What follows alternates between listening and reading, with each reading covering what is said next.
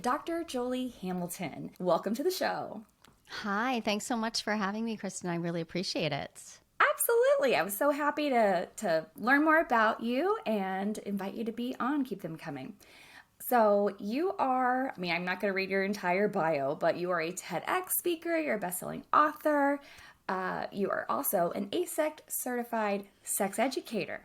So tell us a little bit more about you and some of the work that you've been doing, and then we'll dive into some of the funner stuff that you want to talk about today.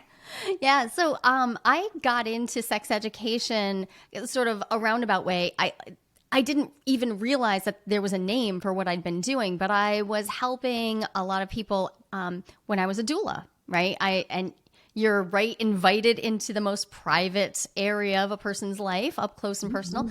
And so I was doing sex education then, and when I shifted from that into fitness training, I found, gosh, there was an awful lot of sex education happening there too. And so when I went back to school in my mid-30s, I thought, I'm going to make it official. And I decided to dive in. And so, yeah, I love sex education because it's actually just such a huge field. There's so much room to specialize. So my specialties are non-monogamy, the imagination of kink, and jealousy specifically. That's my academic area of interest. It's been a little while since I've had anyone on to talk more specifically about non-monogamy, or even challenging the concept of monogamy, I should say, too. I think that's going to be part of our conversation today as well. So tell me a little bit more about your book. Yeah, so my book is actually, it was my entry point into making my view on relationships something that other people could take up. And so what's interesting to me about my book is that it's not about non-monogamy. It is not about any particular style of relationships. I wrote the book because I wanted to help people like myself who were overburdened running their businesses, trying to keep all their stuff together. I have 7 kids and a complicated life, and trying to keep all that together while not just completely ignoring our relationships. So I wrote a book called Project Relationship where I summed up the methods that I had found were absolutely most crucial. And the interesting thing about it is I decided not to write about the non-monogamy because good non-monogamy skills are just good relationship skills. So yes. I knew it would translate that way, and I didn't want to make a big deal out of it. So the rest of my work goes more deeply into that. But if you can do non-monogamy well, then when you happen to be monogamous, you'll be fine. Yeah. You make such a valid point there that it comes down to having really good relationship skills, no matter how you structure your relationship. And I think that there are times where if information that we are trying to disseminate to people, or books we're trying to recommend for folks, have a section about non-monogamy specifically, it can scare a lot of people off who are monogamous because they think, oh, well, you're just trying to push this down my throat, or you're trying to make me open my relationship. And it's like, no, that just happens to be something that works for some people. And this book happens to include some information about that. Don't be so scared. Right. So it's destigmatizing too, right? Because really relationship structures, like anything else, are just about you deciding what's best for you. And so, when in 2019, when I wrote the book, I was like, I don't know whether I'm ready to make myself the person who talks about polyamory all the time. And then I gave a TEDx and I was like, oh, guess what? You are now, because when you out yourself on a TED stage, you can't really go back.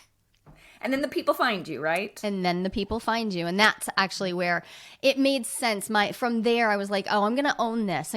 I'm going to stand in it, because for me, shifting from a monogamous paradigm to a non-monogamous paradigm was not about how many partners I have at any one time. It's completely about how I conceptualize relationships, my responsibilities in relationships, how I show up in relationships. And so it makes a lot of sense to me that I've structured my work around this, because it's just central to how I be in the world. And it really has so much less to do with sex, which is what people always imagine it has to do with. 100%. I feel that too. I resonate with that because my partner and I are non-monogamous, but we aren't currently with anyone else, either of us. We haven't played with anyone else in a long time, but we still are very open with the fact that we are non-monogamous. And it sometimes confuses people. They're like, but you don't have a boyfriend, or you don't have anyone else on the side, and neither does he. And it's more about the fact that we understand monogamy isn't what's worked for us in the past. And while we're not currently with anyone else, dating, fucking anything else, we know that one day we will, or might. That the possibilities are open to it. That's it. So yeah, I never proselytize any particular relationship style because we really can't. Like, we don't even know what we will have at any given moment, right? So the idea that we have to have a certain number of partners in order to identify ourselves like, oh, I align with non-monogamy is just silly. And additionally, deciding that I have to get out there and date all the time. I mean, it's still an energy expenditure. It's a serious hobby to take dating up as a hobby. And I go through periods of time where I'm like, hey, I'm just too busy for this. And if I happen to not be dating someone already, I take breaks. And then coming back to it, sometimes you're inventing fresh again and looking for a new thing, looking for a different way. It's all about being really, really clear about what it is that you want in your life right now and not following some default setting. Yes, absolutely. So that leads into my next question I was thinking about, is something that you've talked about, is creative monogamy. How is that different from just being married? Yeah. How do you kind of break that down for people? Yeah, so the way I like to describe creative monogamy is this is a term that can help people make themselves legible to folks who they're trying to describe how they're doing their relationship, and they're not identifying as polyamorous. So they're not identifying as, yes, we are definitely open for everything. And what I've noticed is that if people lack a label, then they often accidentally cause harm. So if somebody picks up the label, say polyamorous, and says, I'm polyamorous, but in fact, they're in a thoroughly structured, me first, like, we do everything for us and this is a coupledom, without explaining that, a lot of harm can happen. So I actually prefer a term like creative monogamy, where I want to get super clear about where we're exclusive and where we're expansive, so that I can express that to people before we even go on a date. Here's where we're exclusive. Here's where we're expansive.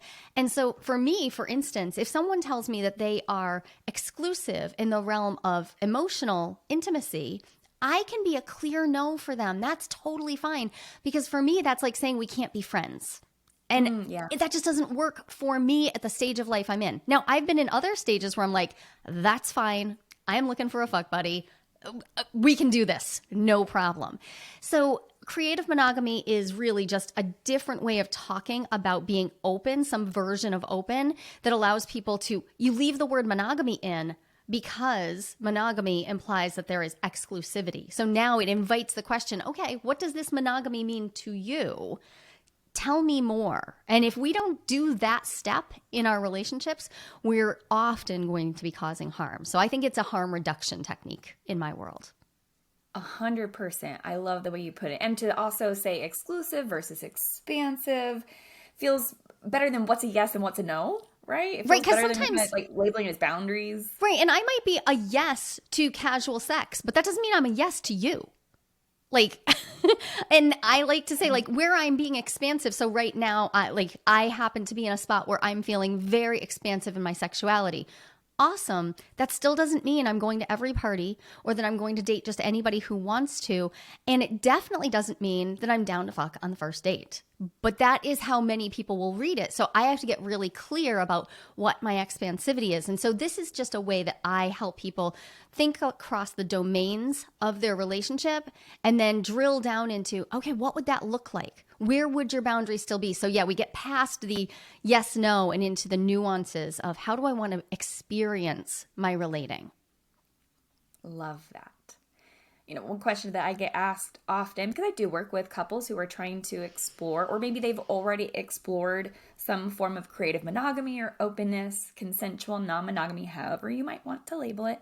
And especially for folks that are new, I think a worry that they often have is, are there truly people out there who are happy in their open relationships, or are they kind of just trying this to muddle through an issue?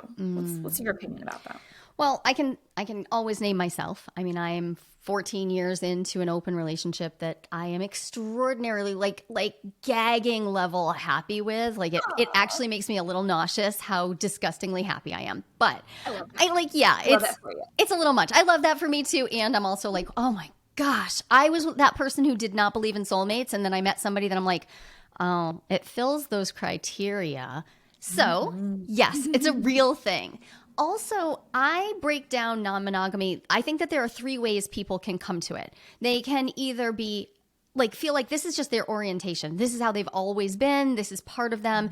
No matter how many partners they have, this is how they flow with life.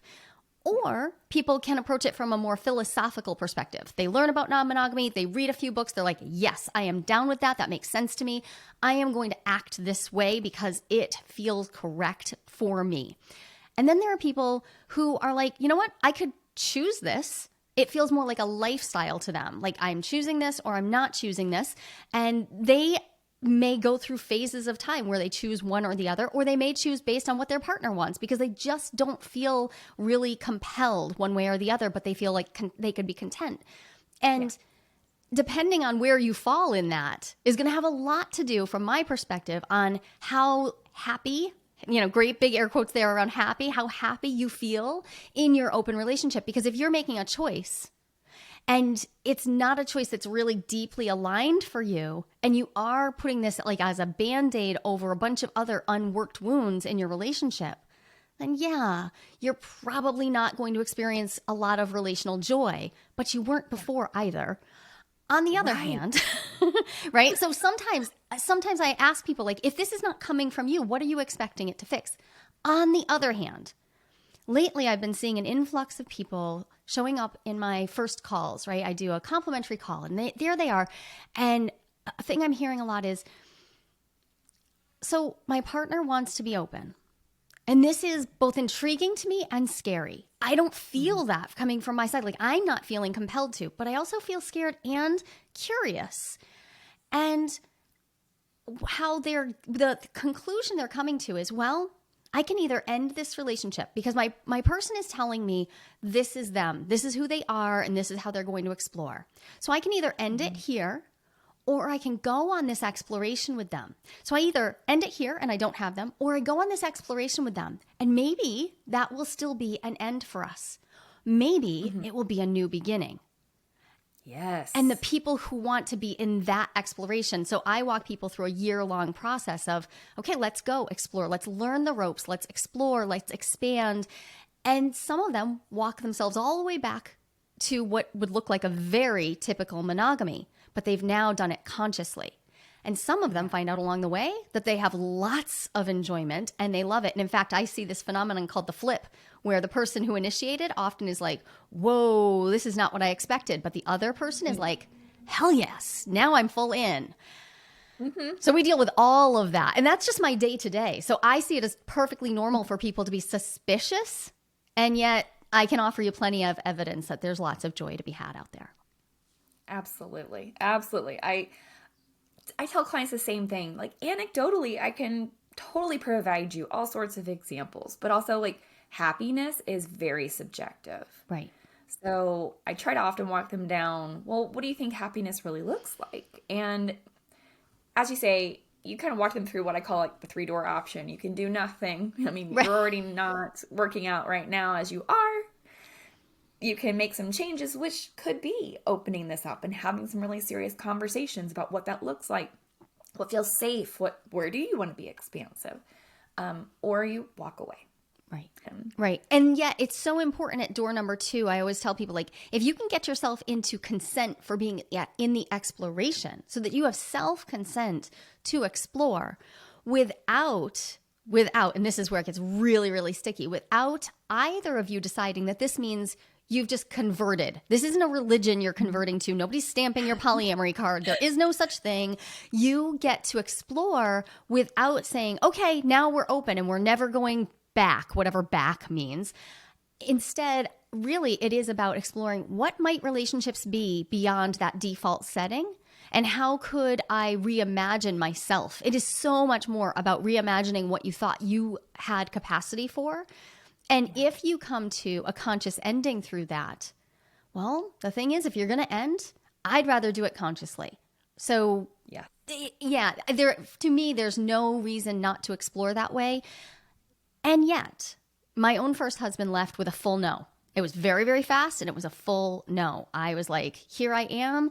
And I'm so grateful that he followed his own full no, because it was a full no for him. It was a hell no, absolutely not, which let us both move on quickly.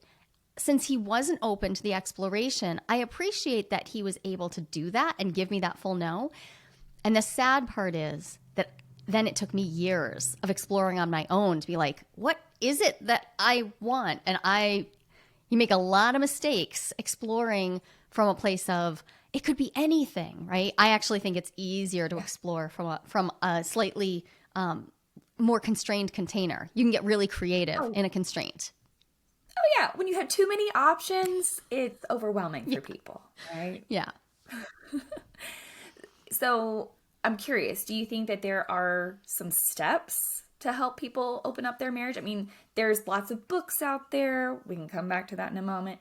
But do you feel like there's some steps that people can go through to successfully open their relationship? I do. So I am a very framework-oriented person. Yeah, I'm an extroverted thinker. So like that. that's just my way. I think of this as something that can be done in a systematic exploration. I don't believe we just have to throw spaghetti at the wall. So the very first step that I offer to people, like I have people take my quiz. They take the quiz, and from the quiz, you figure out, where am I on the spectrum of like, oh, I am a hell no. I do not want this. I am not ready. My relationship does not feel like something I want to open. All the way over to, oh yeah, I'm ready. Let's go. And there's a spectrum, because in there you could also be like, maybe I'm kind of curious, right? And from there, I walk people into, okay, now you know whether there's a level of curiosity, because without that curiosity and a little bit of stability in yourself, yeah, there's plenty of stuff to shore up. But once we're into curiosity, I want to move toward figuring out, can you be in consent to this process? And this is a step, I think, this is the first pillar that I name when I teach people the 5 pillars of opening successfully. The first pillar is, can you consent enthusiastically and in an informed way? And that means I have to be able to self-educate on what am I even talking about? What are the words? What do these words mean? What might it look like? I need to be willing to listen to some podcasts, read some books, do some digging around on my own, and not just listen to my partner, because it's important that I provide my own informed consent. And also enthusiasm. Enthusiasm doesn't have to mean you're a hell yes in this case. Enthusiasm is, can I get excited about the idea of exploring, of throwing caution to the wind on the idea of the default, not necessarily can I be a hell yes to sleeping with other people. It's really about that. And if we can move from curiosity into self-consent, from there, from there it's a systematic process of actions we can take to carefully dismantle some of the stuff we were taught that isn't necessarily universal, and then explore thoughtfully and patiently. We don't have to jump into the deep end. Apps are not your first stop. Yes. No, they are not. I totally agree. And as you mentioned, the dismantling of some of the concepts and the context that a lot of people have. When couples come to me, and especially when one person is struggling with rejection, the first thing that I try to help them examine is not really how to get over rejection or how to boost their self-esteem. It's more about trying to dismantle some of the socialization that they've received that tells them when their partner receives pleasure from someone else that it degrades their connection. Right. I think that's a profound area for a lot of people to take a look at some of the attitudes, the mindset, thoughts, feelings that they have that other people implanted in their heads. Right. And options, places where we can work on how we relate. Again, whether we decide to go all the way down this opening path or not, opening to the idea that our partner has full agency, opening to the idea that they get to experience emotional exchanges with other people.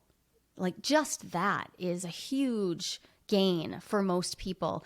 And it is sad to think about these boxes that we get put into. And, so I'm a parent of 7 children, and they are now between 15 and 23.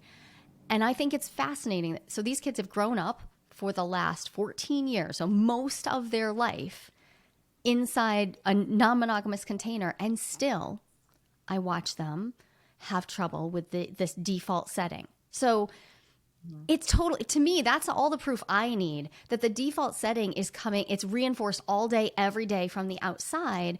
And so it's normal that you're experiencing this, but it will take active deconstruction in order to really get under it. So my kids raised in this house, like they still struggle with the concept of compersion or the concept that we don't own our partners. Like they get it in their head, but all the messaging has filtered into their whole being, right? And that means that there's always going to be room to deconstruct. And that's beautiful. And that's not about whether they choose monogamy or non-monogamy. That's completely for them to decide. But the default setting, like I can't wave a magic wand and take that away. We're going to be constantly doing that throughout our lives because we live in this currently monogamous container. Yeah, absolutely. You mentioned a term, compersion, and if people out there listening have any knowledge about consensual non-monogamy or open relationships, they probably heard the term compersion. But those that aren't in that lifestyle or haven't explored that might have heard that term for the first time. And what that really means is simply taking pleasure in the fact that your partner is experiencing pleasure, emotional connection, fun, happiness. Like you experience joy because they are experiencing joy. And that is something that can be integral to a lot of this work with open relationships. But I'm curious about your thoughts on compersion. Do you think that that's something that is innate? Is it something that's learned? Is it something that you can, is it a muscle that you can develop? Yeah. Well, the research is up and coming in this area. Compersion is a word that's not even in our commonly used dictionaries yet. Although a good friend of mine and I are we are strongly beating a path toward that. We're asking for it to happen. But the compersion is natural, right? It's an emotion, right? It's the name for it might be new, but the emotion is natural. If you see a little kid eating an ice cream cone and you're lactose intolerant, you can still feel totally beautiful, empathetic joy for their joy. Even though you're like, yeah, that ice cream would give me a stomachache. I don't even want it. But you can feel joy for their joy. Right. Same with a dog with a puppuccino in case you're not a kid person. So the feeling. Now, that doesn't mean that we're used to contextualizing it in our romantic relationships where we are often indoctrinated and taught that the way that we should feel valued is by our partner pointing all of their attention. I call it the monogamous gaze, right? The monogamous gaze pointed at us, right? And it becomes part of our self-worth, our self-concept to have that monogamous gaze pointed at us. And so if we are struggling with compersion, I say, yeah, that's normal too. First off, it's hard to feel something when we don't have a name for it. How would I know how to engender happiness if I didn't know the word happiness, if I didn't have a way to label it? But 2, I also need to put myself in positions where I could feel this. So a lot of us box ourselves off. We make this tight little couple bubble where we barely interact with anything or anyone outside of the couple bubble. And I'm looking to my left here because I have a whole shelf full of couples therapy books that talk about reinforcing the relational house and reinforcing the couple bubble and not allowing anything else in. No thirds, right? And I think that's well-meaning, but I think that it's incredibly limiting to the humans, the 2 humans in that monogamous container. Yes. They are full humans. And so this is where I get to the spot and I say, so what's an emotional affair? And people try to describe it to me. And I'm like, it sounds like you're talking about friendship. And this is challenging, right? So if we want to foster compersion, we can start by fostering it in our friendships, in our friendship with our partners, in our friendships with people who are platonic connections to us. So we can just practice noticing, because the first step of compersion is noticing that I'm feeling some joy. I'm feeling some yumminess. Because it's not necessarily going to happen for the first time because you see your partner flirting with someone, or even more. Like if you see your partner fucking someone else, you may or may not feel compersive about that.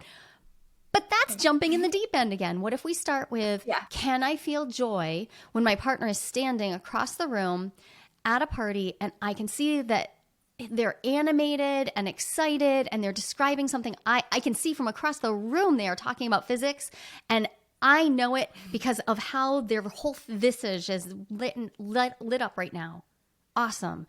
Can I allow that joy that they are feeling because they're sharing this story with someone else, someone who I think is very attractive, someone who I know that they will think is very attractive. And now, she's reached out and touched my partner's forearm. Can I, in that moment, create just enough space to be like, wow, my partner must be feeling so good, so seen, so witnessed, so observed, so engaged. Can I just let myself feel the joy for that? And sometimes people are like, hell no. And I think that's where the invitation comes to, like, can you lower that wall and let yourself feel joy and trust that you have a relationship with your partner that allows for them to engage fully without imagining that just because someone, even if that someone is flirting with them, that they will somehow violate your relational agreements.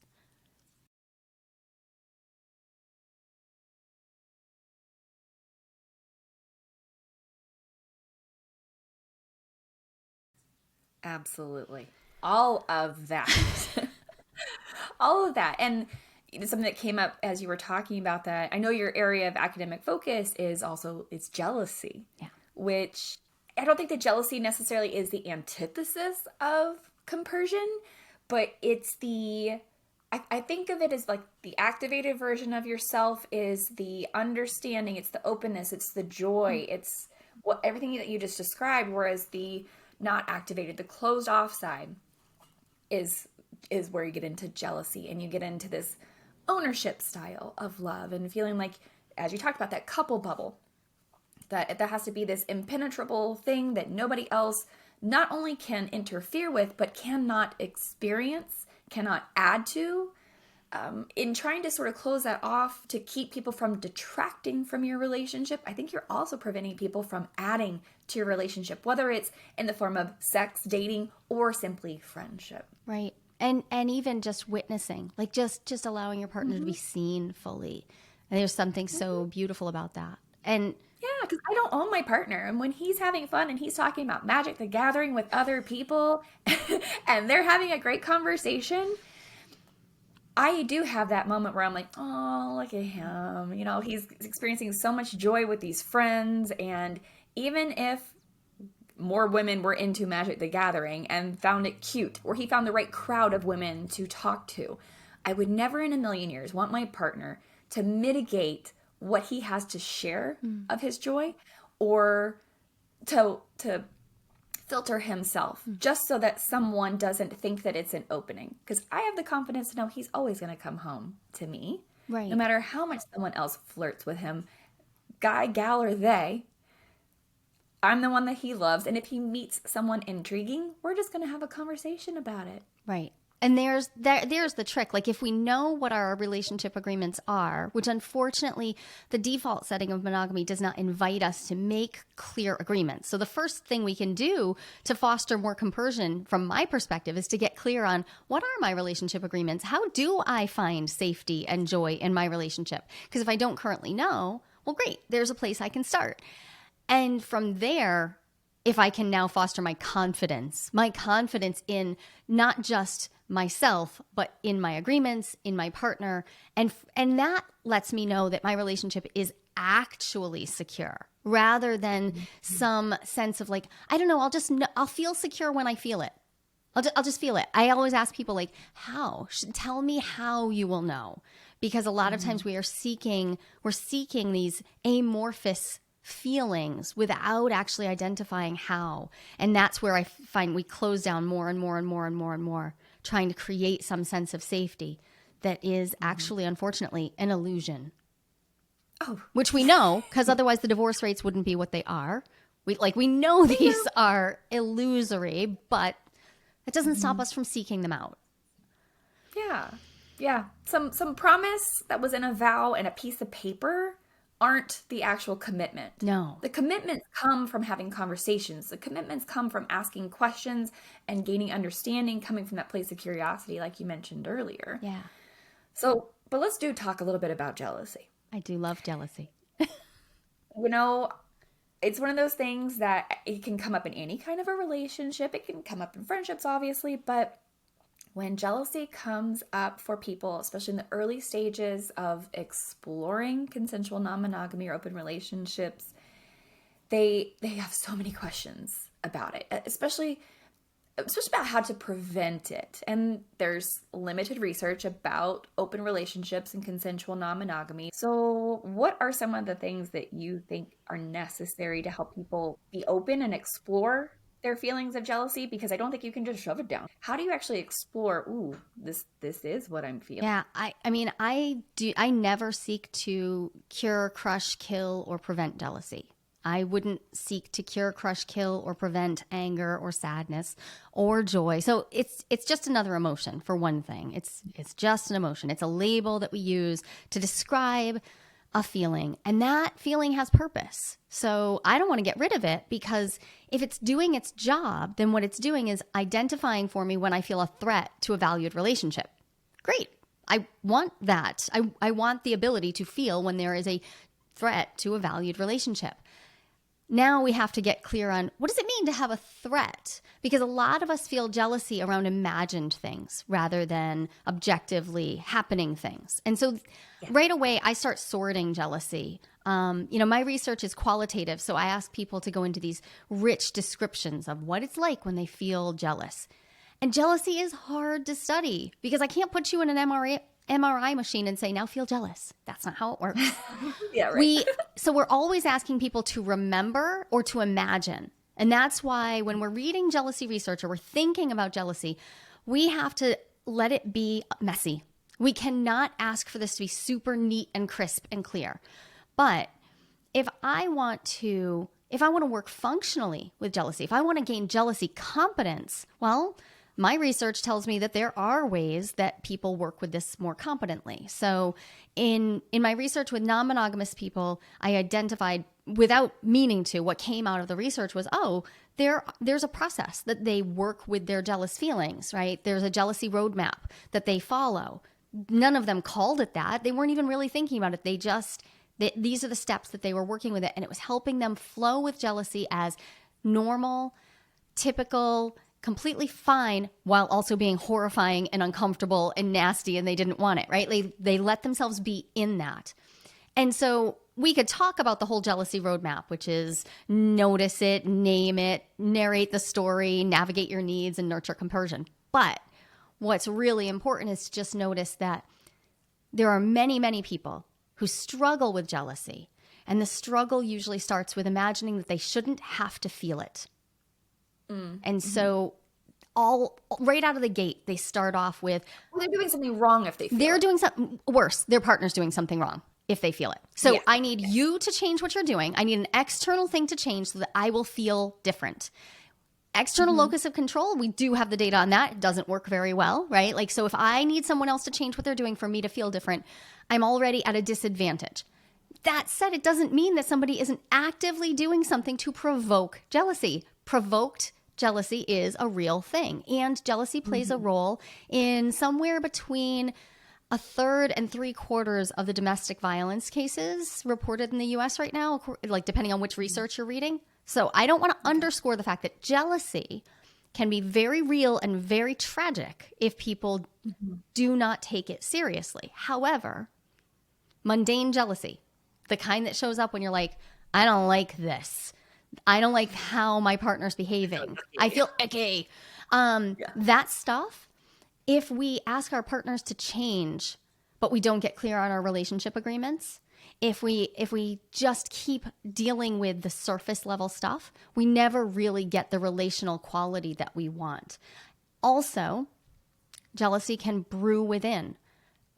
I think about the way some people will fester over social media. And I have struggled with this in the past myself, where I'm monitoring my partner's social media without ever calling it that. I'm surveilling, I'm noticing who's liking their stuff, who's commenting on their posts, who's paying attention to them, right? Where are they getting attention? And even though I don't know these random people pressing hearts and likes, I can invent. My imagination is so powerful. It can invent this interrupter, this perceived interrupter. And when it does, I now have jealousy. My partner has nothing to do with that particular jealousy. Nothing. Right. Like they are just existing in the world. And so now I have to take full ownership of the fact that jealousy lives within me, and I need to enact that roadmap. I need to get clear on what it is that I need to walk through to do this well. I love all of that. Yes.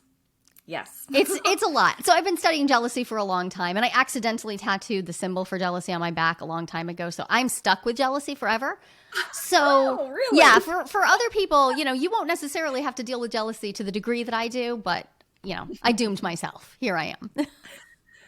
Are you kind of like Brene Brown when you tell people what you study? Because since she studies shame, you tell people you study jealousy, and they're like, ooh, I don't. That is 100%. People are like, why? And my finding a doctoral committee, like people who would actually sign on, like, really?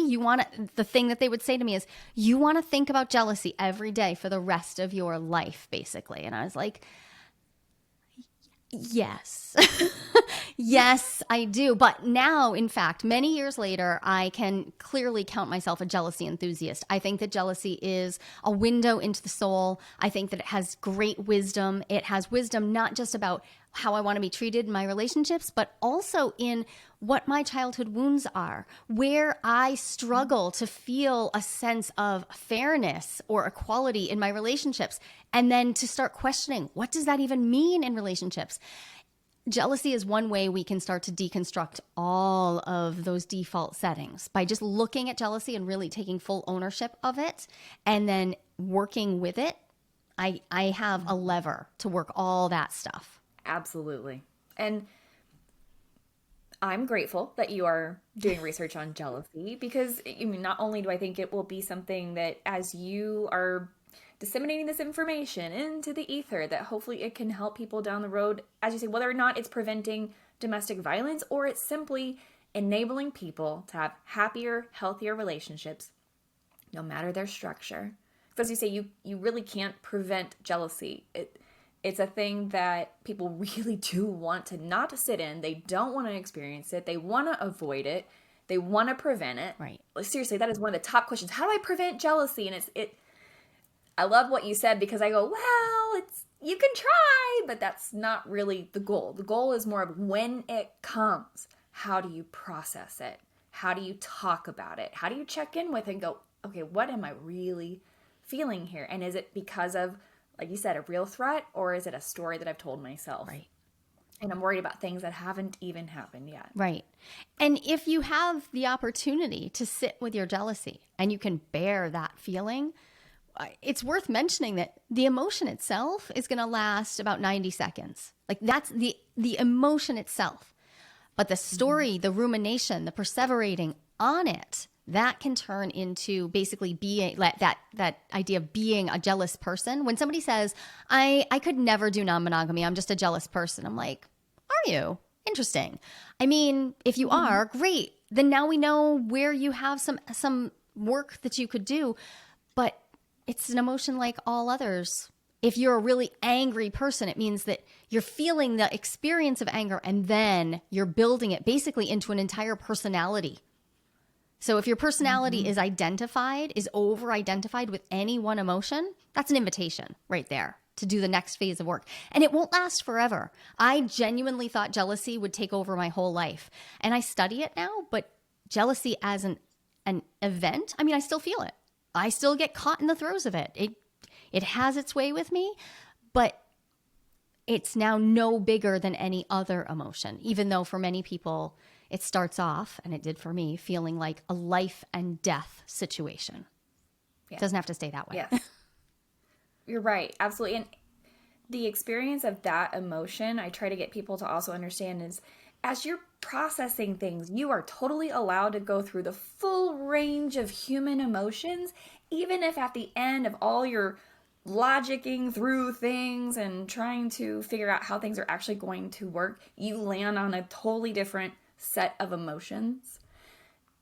Release the guilt from having any form of jealousy, release the guilt from having sadness, anger, things like that, because you were just processing through.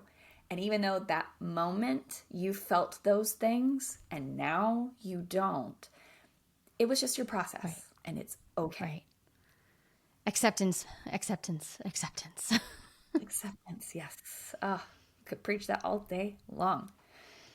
Well, that brings us to our last segment, which is Ask Coach Kristen Anything. And, it's a little different when I have fellow educators or coaches on here. Sometimes, people are asking me questions for helping them with their own love lives. But maybe I'm just going to either give you my opinion on something, or you could ask for a friend, or it has nothing to do with, your area of expertise. But what have you got for me? I wanted to ask what is, and you don't have to go here if you want, but I wanted to ask you what you have recently learned about your own love life that has just blown your mind. Because I think we're always learning, right? So what's been a huge learn for you recently? Ooh, that's a good one. So my partner and I have been together. Okay, we had a part 1 in 2019, and then we got back together at the beginning of the pandemic. And I think something that I have learned about him over the last few months is when I'm feeling frustration at some of our differences in how we navigate life or make decisions, that I got to check myself, because I'm not really mad at him. I'm mad at how I'm processing things. So for instance, it isn't just because he's a Libra, it's just how he's wired. He has a hard time making decisions. Like you talked about earlier, the analysis paralysis, or if he's got too many options, he's like, and he's just frozen. So learning that I can avoid feeling frustrated by simply framing things differently to him. I don't say, what would you like for dinner tonight? I try to say, would you like Chinese or Indian or tacos tonight?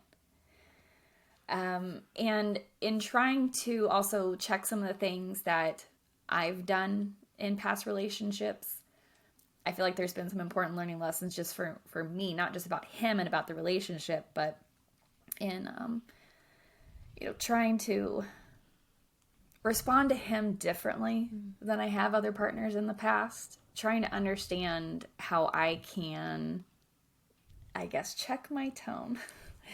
But I'm more conscientious these days of the eventual impact of the little things. I think as I'm talking to other people about how they can just slowly chisel away at their relationship, that also put a mirror in front of my face about, well, what are some of the things that I've done or am doing to also chisel away at the love or the connection that we have. Because I do not want to fuck things up with this guy. I love him. He is the love of my life. Third time's a charm. Love it. But I have had to reassess some things about myself lately, while also trying to learn more about him. I think that's the thing too, is you should always be learning things about your partner, right? And learning things about your relationship. But that isn't just about learning things about them. When you're learning things about them, you should be learning a lesson about yourself. It's two sides of a coin. Yeah. I so love that. I love it. And I love that your reminder. I mean, I feel the same way. Like, we're always in it. We're always in the relationships. Like, I can be as expert, and I'm still in my relationship, learning, changing, growing. And if my relationship stops being a place where I grow, like, it wouldn't be a relationship really. So I love that. Exactly. Yeah, when people come to me and they're like, I know everything there is to know about my partner, I'm like, 1, do you really? And 2, like, when did you just stop being open to learning more about them? Yeah. And when did you both decide to stop changing and grow? Like, yeah. Or accepting that they're changing. That's it. Like, because that would invite the question for me, like, does your partner know you think that they're static? Like, because if my partner told me that they thought they knew me, I would be like mortal, I would be morally outraged. That might be the only thing he could say to me that would outrage me. Like, how dare you think that you have a complete knowledge of me? I contain multitudes. Thank you very much. Right? And we're Yeah. dynamic. We do change daily. We take in new inputs. We gain more information. We learn Right. lessons. I think anyone that thinks that they don't is just delusional. I mean, I can't remember who did the study, but there was a study a few years ago. And when they did this longitudinal study and they asked 20-year-olds, they were like, I am who I am. I'm not going to change. And then they got to 30, like, oh no, I changed tremendously over this last decade, but now I am who I am. I'm not going to change. You ask them at 40, they said the exact same thing. They've changed. They won't change in the future. 50, 60, 70, you can ask them at any age. We are so bad at predicting what we are going to look like or what we will act like in the future. But we can always look back and see how much we've changed. So I think that there has to be a sort of mindset shift of understanding we are dynamic creatures. We will always change. We will always evolve. We will always take in new information that alters how we move forward. Accept that. Yeah. Yeah. Well, this has been a lovely and refreshing conversation. A little different topics than I've typically talked about with consensual non-monogamy. I love it. I haven't really gotten into the jealousy stuff before. So to be able to get into it with someone who's doing the research has been a delight. So can you please tell folks how they can find you online, find your book, all the good things? Yeah. So if you're interested in learning more, I would recommend start with the quiz. Like I said during the interview, if you're just even the tiniest bit curious, or if your partner has like dropped a line, you've heard the hint and you tried not to pay attention, go over to joliquiz.com, JOLIQUIZ.com. It's 10 questions. It's based out of my research, and it's designed to help you do this in a titrated, dosed, safe feeling way, because exploration should feel safe if it's done with some guardrails and some help. So that's the first thing. You can always follow me on all the socials at Dr. Joli _Hamilton, DRJOLI _Hamilton, like the musical. And yeah, and you can find my book anywhere. Project Relationship. I do love it, but it's so funny. I'm writing the next one, and I'm like, the next one's going to be even better. I love that. I say that all the time, even better. And that's how I describe my coaching too to people, is that I'm not here to necessarily fix something that's broken. At that point, you probably need to go talk to a therapist. And I'm a coach. That's not my bag. But when you feel like we're pretty good, we just want something even better, that's where I 100%. That's it. Even better. Even better. Embrace wanting even better. Well, thank you so very much for being my guest today. This has been a wonderful conversation, and I wish you all the best in your future endeavors. And I can't wait to pick up your second book when that's out. Thanks so much, Kristen.